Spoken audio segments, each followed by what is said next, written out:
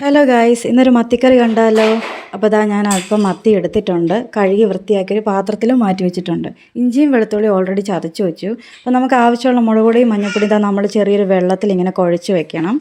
ഞാൻ ചട്ടി വെച്ചിട്ടുണ്ട്, എണ്ണ ഒഴിച്ചിട്ടുണ്ട്, ചൂടായ ശേഷം പിന്നെ നമ്മൾ ആ കുഴച്ച് വെച്ച മുളക് പൊടി അതിനകത്തോട്ട് ഇട്ടിട്ടുണ്ട്. അപ്പോൾ ഈ കുറച്ച് മൂപ്പ് വരുന്ന സമയത്തേക്കാണ് ഞാൻ ഇഞ്ചിയും വെളുത്തുള്ളിയും ഒന്ന് ചേർത്തത്. ഇനി ഒന്ന് നല്ലപോലെ ഇളക്കി ഈ ഒരു ഡാർക്ക് ബ്രൗൺ കളർ പോലെ വരുന്ന സമയത്ത് ഒരിത്തിരി വെള്ളം ഒഴിച്ചു കൊടുത്ത് അതൊന്ന് ചെറുതായിട്ട് മെൽറ്റ് ചെയ്തെടുക്കണം. അതിനുശേഷം ഒരല്പം വെള്ളം കൂടെ ഒഴിച്ചു കൊടുത്തിട്ട് ഇങ്ങനെയൊന്ന് കുറുകുറാന്നാക്കി എടുക്കണം. പിന്നെ എത്രയാണോ നിങ്ങൾക്ക് ആവശ്യമുള്ള വെള്ളം, അത് ആ ചാറ് വേണ്ടത്, അതിനനുസരിച്ച് വെള്ളം ചേർത്ത് കൊടുക്കുക. പിന്നെ ഒരല്പം ഉപ്പും ചേർത്ത് കൊടുത്തിട്ട് നമ്മൾ കഴുകി വെച്ചിരിക്കുന്ന മത്തി അതിലേക്ക് ഇടുക. അപ്പോൾ അത് ഓരോന്നായിട്ട് ഇട്ടതിന് ശേഷം നമ്മൾ വേവിക്കാൻ വെച്ചിട്ടുണ്ട്. അപ്പോൾ ഇടയ്ക്ക് തിളച്ച് വരുമ്പോഴത്തേക്കും ഉപ്പൊക്കെ പാകത്തിനാണോ നോക്കിയിട്ട് ഉപ്പിട്ട് കൊടുക്കുക. അപ്പോൾ നമ്മുടെ മത്തിക്കറി ഇവിടെ റെഡി ആയിട്ടുണ്ട്. അപ്പോൾ എല്ലാവരും ട്രൈ ചെയ്യൂ.